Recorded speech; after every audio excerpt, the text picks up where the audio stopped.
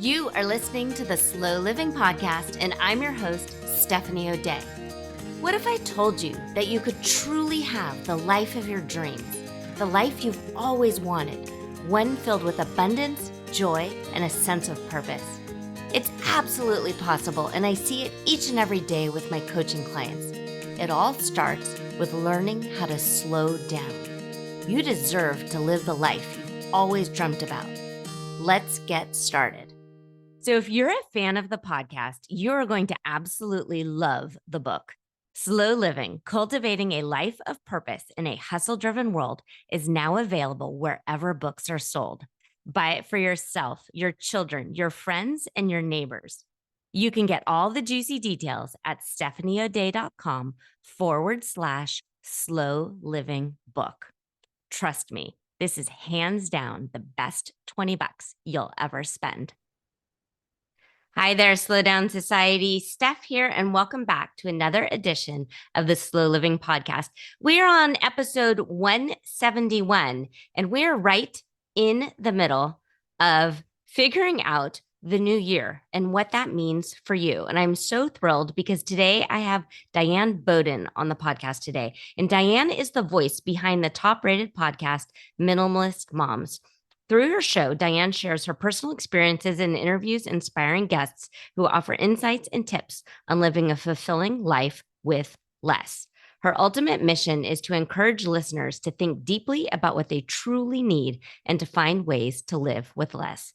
In addition to her successful podcast, Diane has authored a book released in March 2021. We will link to that.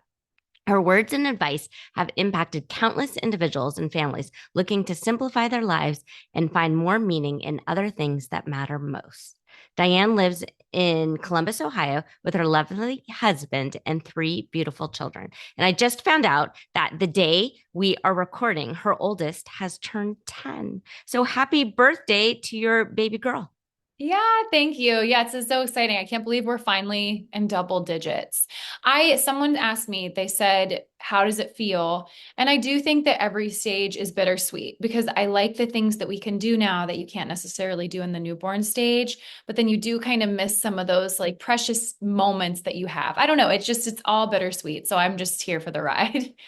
I like that. I like it that you talked about that because sometimes people are like either rushing through the stages, like, oh, I can't wait to get through the toddler years or the preschool years and into something else. Or other times they're in the middle of having like a middle schooler and they're missing or mourning what has been. And I like your perspective of be here, be now, be present.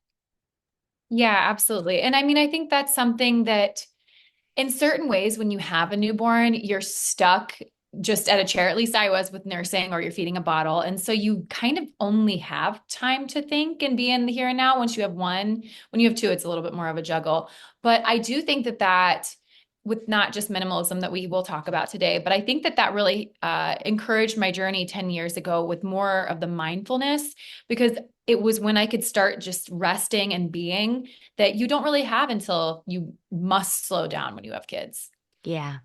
What I appreciated with that newborn stage Mm-hmm. was being productive while sitting on the couch watching TV. Like, oh my Yeah. gosh, like this is my life now. How lucky am I? Yeah, absolutely. No, I feel the same way. Like I said, once I had a second, it was always, Yeah. that's Well, that's why it. that's why they invented slings. So I loved that stage of feeling like there's nothing else I'm supposed to do right now but sit and rock this baby. And for me, it was Yeah. terribly fulfilling. Oh, yes, absolutely. So happy birthday to Charlotte today. I think we're going to actually, again, this is November 4th. We're going to carve pumpkins. I know we're a Mm. little bit late on that, but I really want to make sure we do that this season. So I'm like, maybe if we're carving them this late, they'll last till Thanksgiving. So we'll see. I like that idea. I Yeah. like that idea. Happy birthday, Charlotte. Okay, so this will come out in January, and that's because as you are, I want a minimalistic holiday. And the best way for me to do that is to plan ahead and Yeah. have things going. So come Thanksgiving and the holidays, I can fully be present with my family. Yeah, absolutely. I heard someone the other day say, and she homeschools, so she has this ability, but they take the entire month of December off. And I was like, maybe we should do that. I think it is possible because all kids have usually the last 2 weeks of the month off. So I'm like, maybe I could get myself situated to where we did have that time and reflection, which I'm not a huge believer in New Year, new me, but also at the same time, it is like the calendar turns a page. And so there is you're going to feel that pressure probably one way or another. But yeah, I really like the idea of just well, we'll get into it. We'll get into it. I think we're definitely in it kind of knee deep because the calendar, regardless of whether or not you make resolutions or goals or things like that, it is symbolic. So Mhm. my birthday happens to be right around Thanksgiving. And so I spend a Okay. lot of time one being thankful that, oh wow, I get to have another birthday. How exciting. And a day Yeah. off for me, and people will make whatever cake I ask them to make, which is kind of awesome. And then also just the idea of being truly immersed and thankful in the here and the now, because everything I didn't used to have, and that's kind of amazing.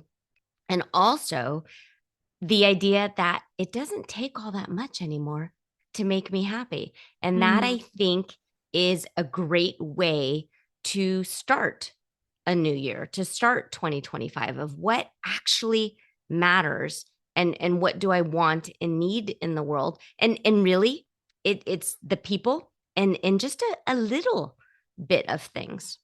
Mhm. I like that you said that it doesn't take as much to make you happy now, because there is something to that. I don't know what that is about adulthood. Maybe we just see so much loss that we are not privy to when we're younger. And so I don't know, in comparison, we're like, wow, we're really grateful for the things that we do have because, yeah, you're right. The opposite could be that we're dead or we've seen people die. And I know that a lot of people don't necessarily like to face their own mortality. I like to think about it often, just because it makes you take things less seriously. Like, not everything's a battle. And then again, with minimalism, you're holding your possessions a little bit looser. Because in the end, it is meaningless. And so I think that we have to remember that regardless of your income, like everyone dies taking that thing with them. And so I don't know. I feel like that's another thing that's been more introspective after decluttering the things that I've been able to kind of do with the mindfulness piece of minimalism. Yeah. And I don't think talking about death and your future demise, which is going to happen regardless of whether or not science, I don't know, if we start freezing ourselves or mummifying or things like that. Just embracing it and being okay with it is kind of peaceful. And I like, and sometimes with my coaching clients, I ask them to write their obituary and what they want to be known for. Oh, And yeah. it's not whether or not they have the hmm best front yard on the block usually. hmm hmm Absolutely. And I'm sorry at the beginning of the year that we're talking about death, but maybe that's a good thing. Again, I Well, think, so you could look at it as, okay, so if we're entering 2025, mhm, a year from now, mhm, if you were to write back like the obituary of mhm. 2025, what do you want to be known for? What do you want to have accomplished? Yeah, absolutely. And again, it does not have to do with the things. It has to do with the people over the things. The minimalists, like Joshua and Ryan, they wrote about this in their book, Love People, Not Things. Um, But I think what we're talking about today is like my motto is think more and do with less. And so we can always live with less than we think. And I think that's the challenge to people when they hear minimalism. It's sparse, it's bare, it's more of an aesthetic that I think people confuse with living an intentional life, which is what I try to do. Um, but yes, I think that when you start to pare down, even if it's in the bathroom, even if it's in just like the entryway or the things that you keep on your side table, you're like, oh, wow, this is freeing that I don't need to have the weight of these things to either manage or that remind me of something negative in my life. And so I think that's the call to people in this episode as well, is to like to just challenge yourself to take a leap of faith if it seems overwhelming to you, but just take that first step. Yeah. You have a checklist for people who want to take the first step on the easiest things to Yeah. declutter. So we can absolutely link to that. There's when we talk, and I'm going back to the death thing. Sorry, I because the idea keeps coming up with some of the people that I've interviewed in the past or within my own coaching clients. They have the idea that if you come into this world with nothing, you should leave this world with nothing. And you shouldn't leave your heirs, your children, your grandchildren with this like insurmountable task of cleaning up after you. What are your thoughts on that? Yeah, so there's a book called it's something about Swedish death cleaning. I'm sorry, I don't know the actual name of it. It's The Art of Swedish Death Cleaning by Margareta Magnusson. And I totally just botched all of that. But if you do a quick Google search, you'll find it. But in Sweden, and it also seems like just in that region, that people really do believe that you don't want to leave a bunch of stuff to put onto someone else. So you're basically saying, if you can't go through your things and navigate those things and work through those emotions as an adult, you're just going to leave that to your children or your sister, whoever it is that's going to have to go through that thing. And so I think we have to allow ourselves to move through those hard emotions sometimes and deal with the things, because while our relatives are grieving, it's not their burden to go. Again, they're going to have to go through some of our stuff, but like all of this stuff. And it's like, what do I do with it? And then they feel guilt and shame when they're just supposed to be grieving you and mourning. And so I think that that is also another challenge to us to say, we are capable of moving through these hard emotions. Bring in a friend to help you move through those things. And I haven't lost a parent yet. I know that's going to probably be the hardest challenge.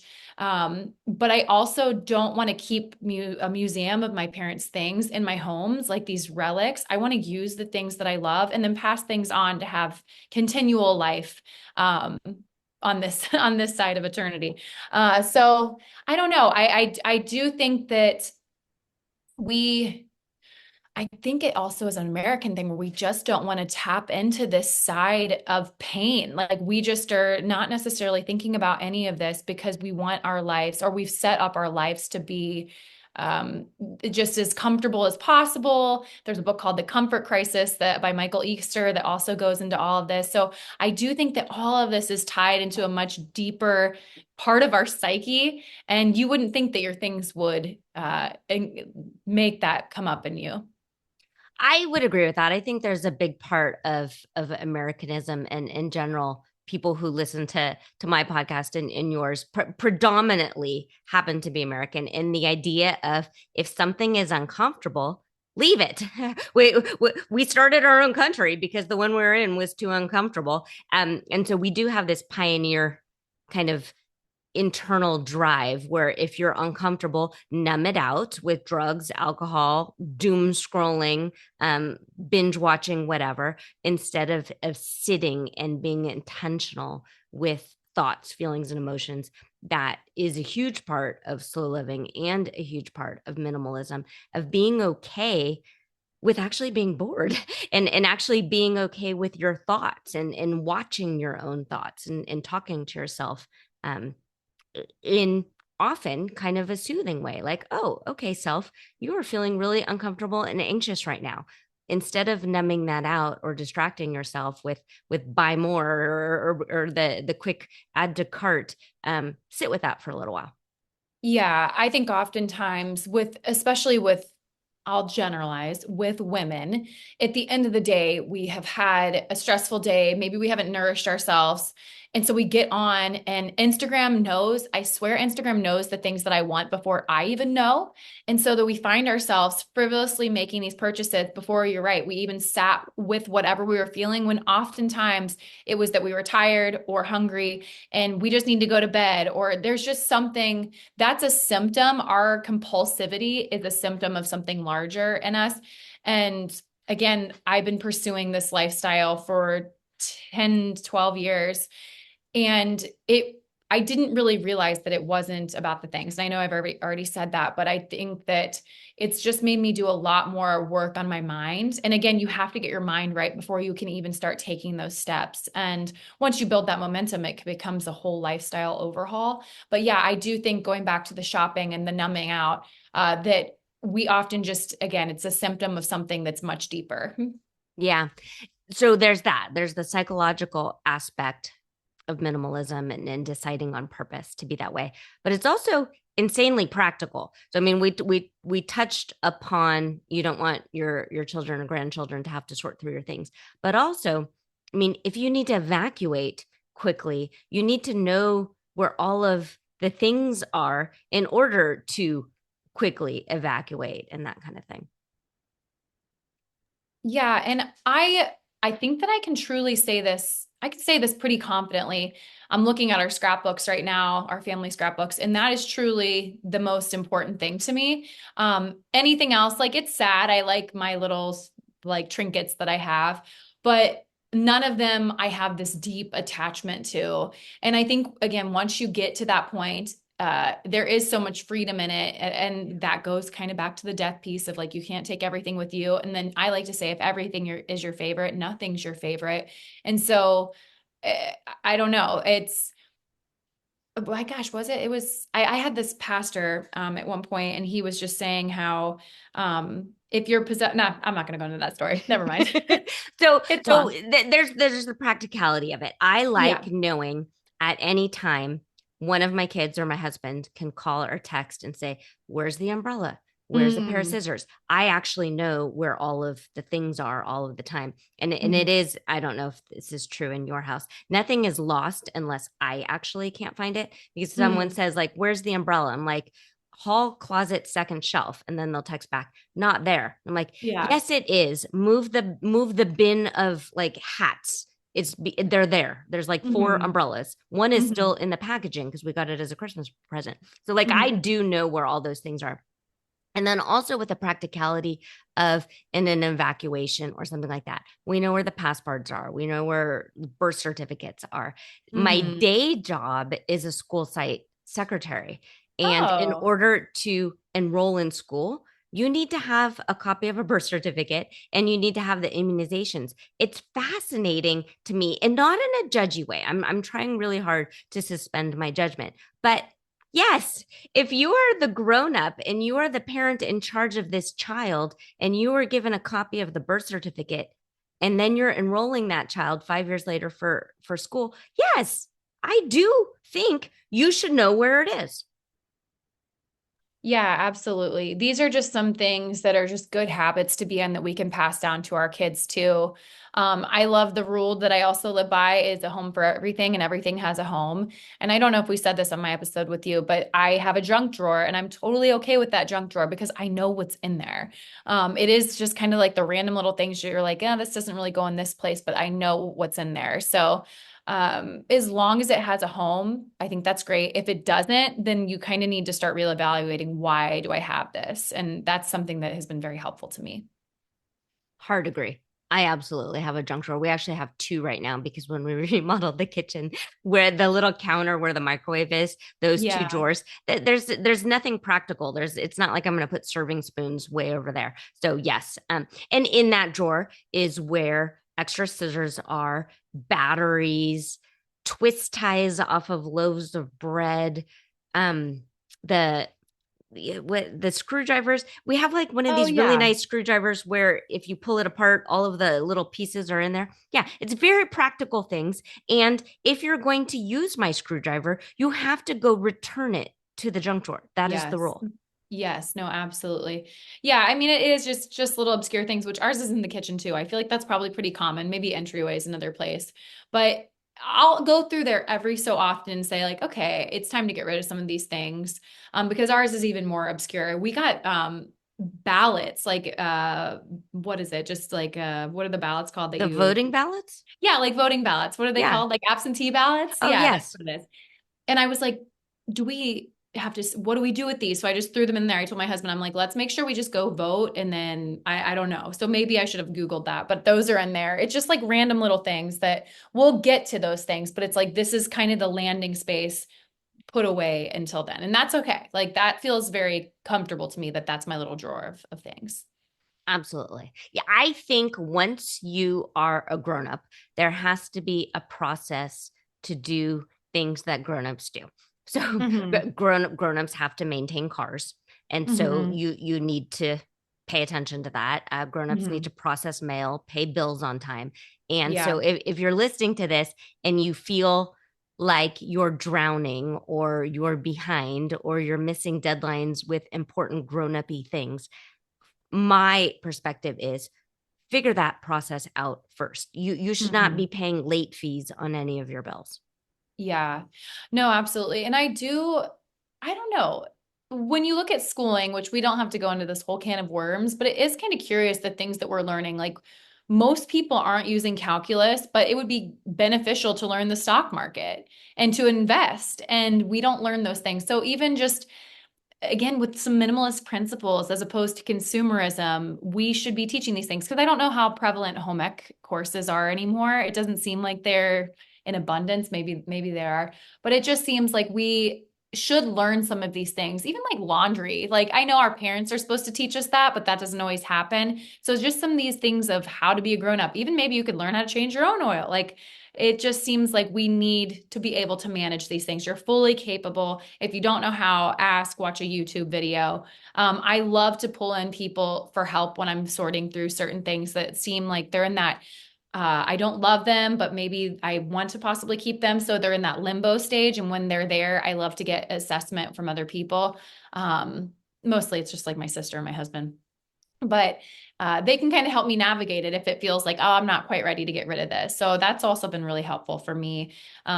Especially I feel like in the new year, as this is airing, it's kind of a lull. Like for me, my dopamine is massively decreased from the holiday. It's like you're on this roller coaster, you hit the peak and then you come down real fast. And so it could be a fun thing to just like help out friends, like have coffee or cocktails one night or coffee one morning, cocktails one night, and just like start going through each other, like help each other go through things because it's you want that support in the new year. Yeah. And choose the low-hanging fruit. So we'll definitely Yes. link to your checklist, but Yeah. having a friend come over and look through your bookshelf Yeah. or the rack of CDs, which nobody even uses CDs anymore. Do that kind of stuff because that's fun. And if a friend Mhm. is like, when was the last time you cracked open this college textbook and you can't remember? That's okay then. Gift it to someone else, send it to the Yeah. library. Yeah. No, I had a friend come help me with books. So that's funny you said that. Yeah, it just sometimes we just need that unbiased perspective and we just need to pull out of that emotion because so often emotions are what drive us. And that's reasonable. We're humans.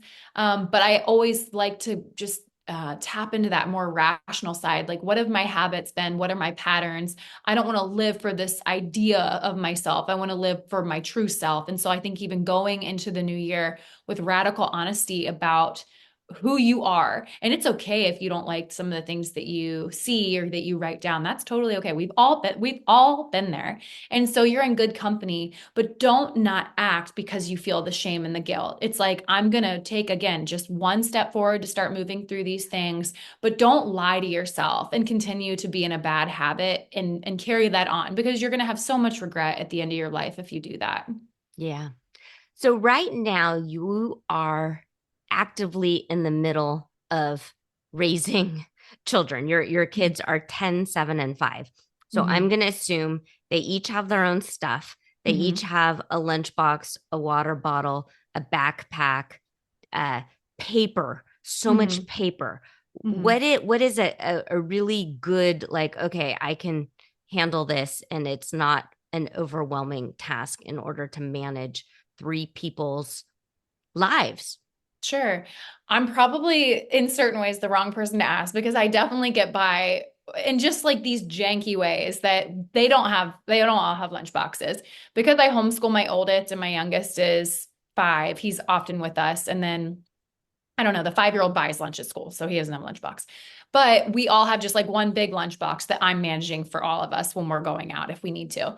But all that to say, yes, they have their things and the papers. I just like to deal with that all as it comes. Like to me, I want to oftentimes even deal with it before it comes through the door. Like I will put it in the recycling bin. Again, if everything's your favorite, nothing's your favorite. So I can't keep all the artwork that my preschooler and my second grader are bringing home. Like I choose the very few pieces of what they've done. Sometimes I get their influence on that. And then we have these larger boxes from the Container Store. So each of the 5 of us here, we each have a large box of sentimental items and it goes in there. And so that kind of allows you like this visual boundary of saying, I'm not going to allow it to overflow. And then once for my 10-year-old, hers is starting to overflow. So I had her go through that and we were able to whittle away a little bit more. But just, I think you have to, again, be rational with yourself and look back to what did you really want that your parents kept and tried to give you?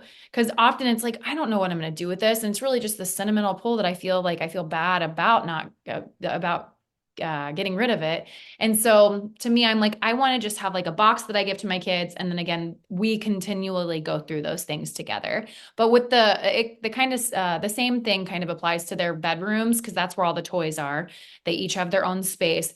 And then once the space is filled, we go back and assess and we're just getting rid of things. And toy rotation is helpful with that. But also, I feel like at this point, my 10-year-old yesterday, she went through all of her clothing and she's like, hey, we can pass this down to my friend or my cousin because I'm grown out of this. And so I have been working with her though since she was 4 years old, and she's a little type A. But I think as you continue to build these habits, processing, talking through why, don't be afraid to talk to your kids like they can't handle it or they can't um, also be empowered to do it themselves. Yeah, I think that's great advice. I love the idea of one box per Hmm. kid.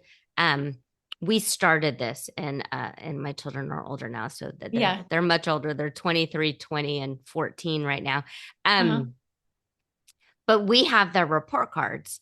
And so just in a hanging file, Yes. there's Uh-huh. the report cards. And Uh-huh. I've seen this from some of my friends who then later are trying to apply it to private schools or different things. And they don't have like a copy of the second grade report card and all of the things. Uh-huh. And now that I work in a school and see how the sausage is made, you can't actually count on the school to keep the report card for you either. That's Oh, interesting. something you should pay attention to. If it gets sent home, especially if Hmm. it's not a digital product, but it's something that a teacher has written in, or if it looks like it just was created in Microsoft Word or something. Keep a Hmm. copy of that because it's Okay. very difficult to Yeah. find a copy later down the line. But just little things like that. And then now that they're much older, they don't want it. So, Mm-hmm. but I didn't want to make that choice for them. I didn't want to toss their second grade koala report that they Hmm. worked really hard on. And I remember helping them work on a koala report. But Hmm. now in their 20s, they're like, yeah, I really don't want that. And that's their choice. But I'm Hmm. not doing it for them on purpose. And the reason I Hmm. bring this up is um, my dad didn't get that choice. His parents tossed a lot of his things Hmm. when he was in college and came Hmm. home to a somewhat cleaned out room. And it was disappointing. Oh, yeah. No, I can see that. And again, I think that's why the communication piece is really crucial because you also don't want all of this to backfire on you to where they hoard on to everything. So I do think there's room for balance there. And the boxes, maybe I can send you a link for the ones that we have. They're larger. They were slightly expensive, like more expensive than I'd usually spend, but I'm like, this is our box, so I'm down to keep this. So they are like there's plenty of space, but truly my dad has a sixth grade, they just downsized. And he had my sixth grade, there's a book called The K Project where I built this like island. And I'm like, Dad, what was I ever going to do with that? Like, it's cool. You should have taken a picture of it and put it in a scrapbook for me. Because it just realistically, like, that is just a weight that now I have to navigate. And so I think that room of like, we're not going to clear out your husband's entire room. But yeah, we also don't need some of these things that people hold on to sentimentally. Yeah. My oldest, we sometimes joke that the best way for me to declutter her room when she was younger was I just went in while she was at school and decluttered because she would save uh gum wrappers and just Yeah. weird. I'm like, I'm saying weird, which isn't very kind of me. But at the time, I'm like, why are we doing this? Yeah. And now I actually kind of miss that. But that's me. So I, go yeah, ahead. I feel like you can kind of, it is out of sight, out of mind sometimes, and they don't even realize what they have. So I kind of just try to assess and notice too, what is it that they're playing with? And then for the 5-year-old and 7-year-old, you can kind of get in there and get rid of things. And I have like a limbo spot in our house so that if after a couple months they haven't asked, I get rid of it. But it's like an up high cabinet, and that's where stuff kind of stays until I know that they're not going to ask for it, and then we get rid of it. That's a good idea. That's a good idea. All right. So before we log off, I know I was on your podcast. And so Yeah. because of that, there's now overlap in our audiences. And so I was wondering if there was anything that you would feel comfortable sharing that people might be a little surprised to learn about. Oh my gosh, I actually this just came to mind, so I'll share it. My love language is gift giving. So I think that Wow, people that is so contradictory for a minimalist. I love it. it is. I just I looked back and kind of yeah, I just looked back and I was like, how do I most feel loved? And it's when someone's like, "Hey, do you want a coffee?" Or, "Hey, I thought I saw these my friend just got me mulling spices." Is that what they're called for cider? And I just feel so loved and thought of because it's like you're thinking of me in this moment. And so you must be a friend of mine or you must love me. And so to me, I really like that. It doesn't have to, I don't need diamonds. Oh my gosh, I will lose them or I'll just be too nervous to wear them. But yeah, my husband, when we were early married, he would get me a pumpkin in the fall or sunflowers. And I don't know, it's just like that little bit of thought that makes me feel loved. So yes, it is. And I like to show my affection towards people, even if sometimes I can't afford something. I'll see something in a store and I immediately take a picture of it. I'm like, hey, this made me think of you.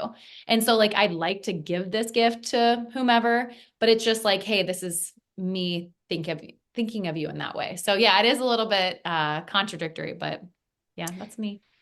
Well, I think it's terribly thoughtful. And I like the idea that you're deciding on purpose that some item or some consumable, because you mentioned a pumpkin or a sunflower, um, Hmm.